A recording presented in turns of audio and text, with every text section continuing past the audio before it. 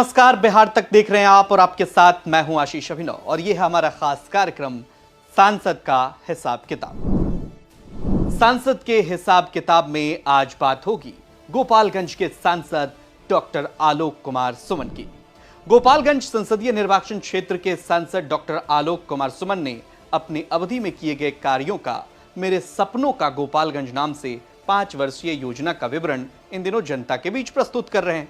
ऐसे तो ये पेशे से चिकित्सक थे जिन्हें एनडीए के साथ रहने के दौरान जेडीयू से सांसद बनने का मौका मिला, लेकिन ये अभी जेडीयू के राष्ट्रीय कोषाध्यक्ष हैं और 2024 की तैयारी के लिए जुटे हुए हैं। गोपालगंज के सुरक्षित लोकसभा सीट से ये सांसद हैं। आलोक कुमार सुमन अपने को इंडिया गठबंधन के जेडीयू उम्मीदवार के रूप में देख रहे हैं और चुनावी समर में जाने के लिए आश्वस्त भी नजर आ रहे हैं। दूसरी तरफ भाजपा के पूर्व सांसद जनक राम, डॉक्टर अरविंद कुमार, डॉक्टर सुनील कुमार जैसे दिग्गज लोग अपनी दावेदारी गोपालगंज से पेश कर रहे हैं। मैं चिराग कुमार नित्यानंद राय जो लोकसभा का सदस्य। राजनीति से अलग एक बार डॉक्टर आलोक कुमार सुमन के संसद में रिकॉर्ड पर नजर डालें तो सांसद के तौर पर पीएसआर इंडिया पर मिले डेटा के मुताबिक संसद में डॉक्टर आलोक कुमार सुमन की उपस्थिति 97% रही, जबकि नेशनल एवरेज 79% का है और स्टेट एवरेज 85% का है। संसद में मुद्दों पर बहस की बात करें तो डॉक्टर आलोक सुमन ने अब तक 100 बहसों में हिस्सा लिया, जबकि राष्ट्रीय औसत 45.1 का है और स्टेट एवरेज 40.6 का है। इन बहसों में प्रमुख रूप से गोरखपुर हमसफर एक्सप्रेस वाया थावे से छपरा जंक्शन में अतिरिक्त कोच की मांग, गोपालगंज में एयरपोर्ट की जमीन पर अवैध कब्जा संबंधित सवाल, बिहार में स्किल डेवलपमेंट के लिए केंद्र सरकार से राशि जारी करने का आग्रह, खेलो इंडिया योजना के तहत गोपालगंज जिले में स्पोर्ट्स इंफ्रास्ट्रक्चर को बढ़ावा, पटना सासाराम वाया आरा ग्रीन फील्ड एक्सप्रेसवे के लिए राशि जारी करने संबंधित बहस शामिल है। वहीं संसद में सांसद आलोक कुमार सुमन द्वारा पूछे गए सवाल की बात करें तो उन्होंने 260 सवाल पूछे। आपको बता दें कि सांसदों के सवाल पूछने का नेशनल एवरेज 204 का है, जबकि स्टेट एवरेज 151 का है।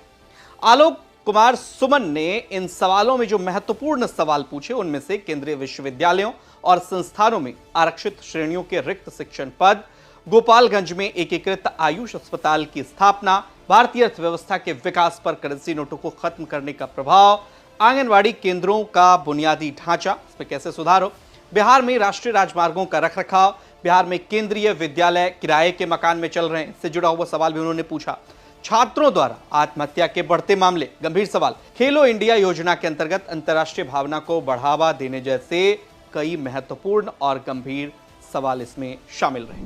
अब बहसों और सवालों के अलावा सांसद निधि की बात करें तो सांख्यिकी एवं कार्यक्रम क्रियान्वयन मंत्रालय की वेबसाइट पर अब तक के दिए आंकड़े के मुताबिक इनकी कुल राशि 17 करोड़ रुपए बताई गई है। इनमें से 9.50 करोड़ अब तक रिलीज किए गए हैं, 7.50 करोड़ सरकार से रिलीज होना बाकी है। वहीं अब तक मिली धनराशि में 1.49 करोड़ रुपए अभी खर्च होने बाकी है।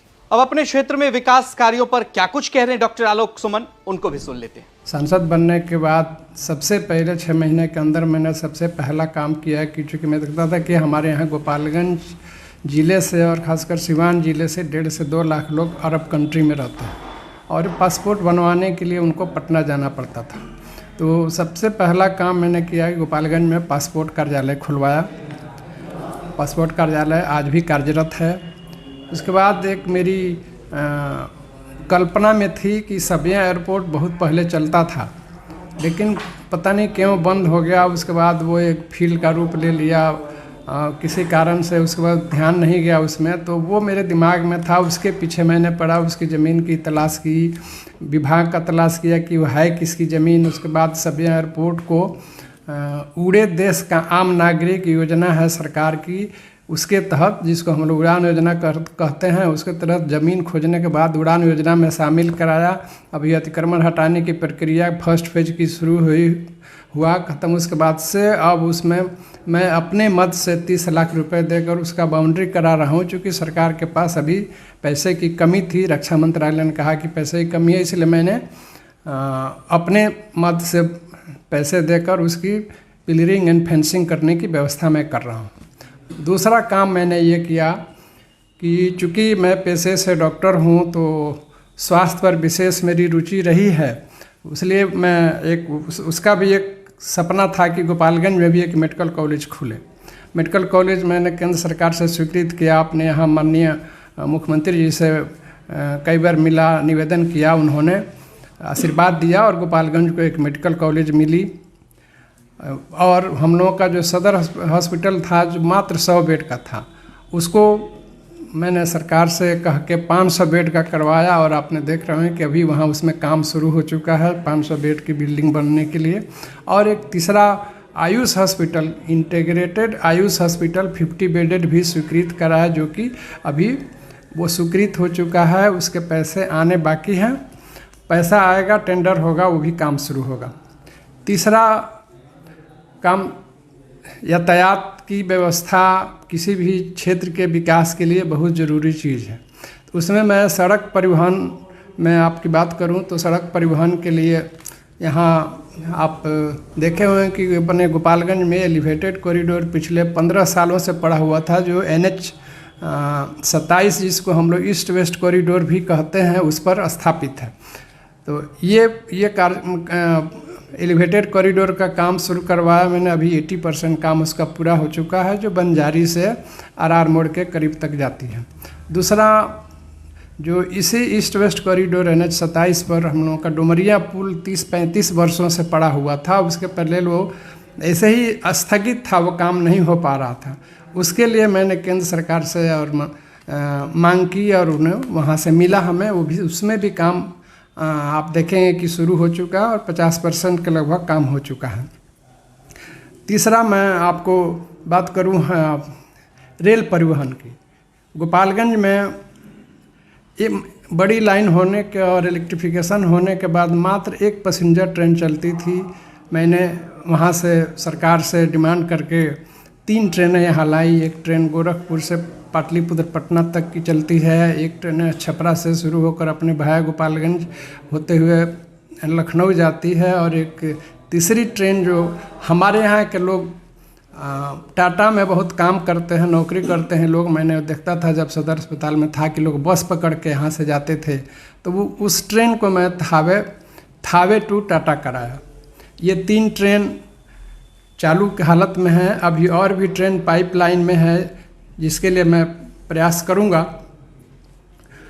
और चूँकि मेडिकल क्षेत्र से संबंधित हूँ, मैं पुनः इसलिए कर रहा हूँ कि उसके लिए मैंने अपने, जब मैं सदर अस्पताल में था तो दिव्यांग भाई सब बहुत आते थे और ट्राई साइकिल की मांग करते हैं, कोई क्रंच का मांग करता था, कोई जिनको जो सब उपकरण की ज़रूरत रहती थी मांग करता था, लेकिन स्वास्थ्य विभाग में ऐसी कोई व्यवस्था नहीं थी, हम लोग नहीं दे पाते थे।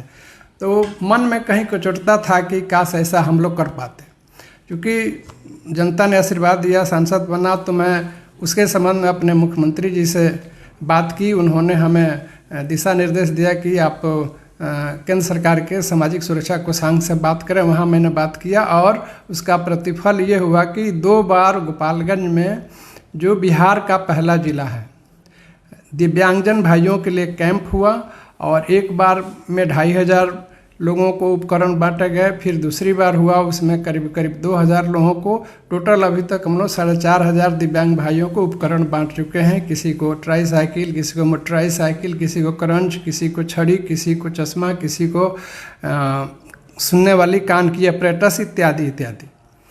और जो गंभीर रोग से ग्रसित हैं हमारी क्षेत्र की जनता, जो इलाज कराने में सक्षम नहीं है, उनके लिए मुख्यमंत्री चिकित्सा सहायता कोष और प्रधानमंत्री चिकित्सा सहायता कोष से करीब अभी तक मैं 1 करोड़ 4 लाख रुपए की सहायता राशि दिलवा चुका हूं। वहीं इस मुद्दे पर हमारे संवाददाता ने वहां के कुछ वरिष्ठ पत्रकारों से भी बात की, उनको सुनिए। मौजूदा सांसद की जो उपलब्धि है वो आंशिक रूप से संतोषजनक।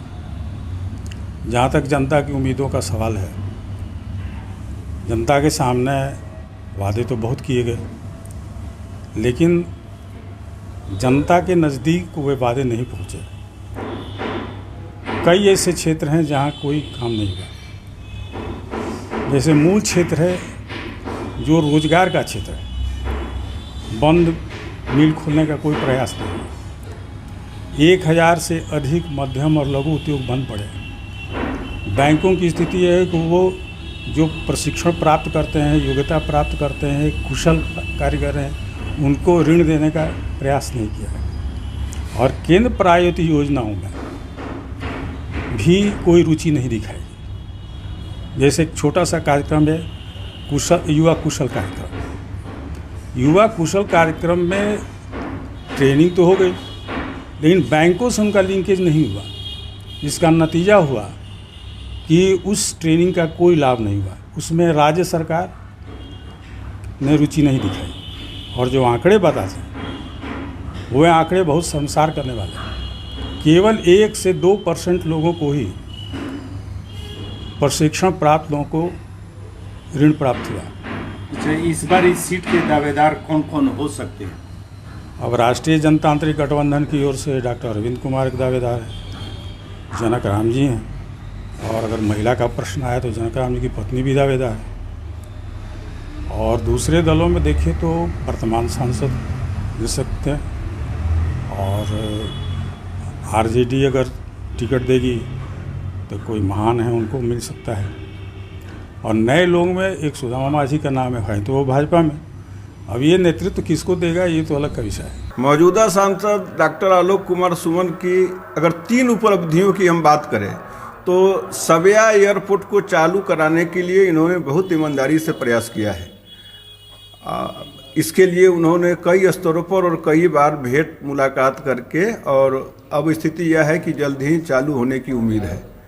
दूसरी उपलब्धि की बात करें तो गोपालगंज में मेडिकल कॉलेज के निर्माण के लिए उन्होंने बहुत ही ईमानदारी से पहल की, और चुनाव जीतने के बाद इन्होंने कहा भी था कि उनकी प्राथमिकता में ये रहेगी कि यहाँ एक मेडिकल कॉलेज खुले।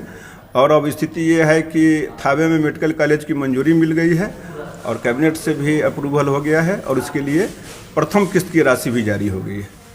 और सदर अस्पताल को मॉडल अस्पताल बनाने की उपलब्धि भी इनके नाम जाएगी। अब 2024 नजदीक है। अब गोपालगंज की जनता इस बार किससे ताज पहनाती है ये देखना दिलचस्प होगा। मिलते हैं अगले एपिसोड में बिहार के एक और सांसद के रिपोर्ट कार्ड के साथ। गोपालगंज से सुनील कुमार तिवारी की रिपोर्ट आप देख रहे थे और कैमरे के पीछे थे सिद्धार्थ। नमस्कार।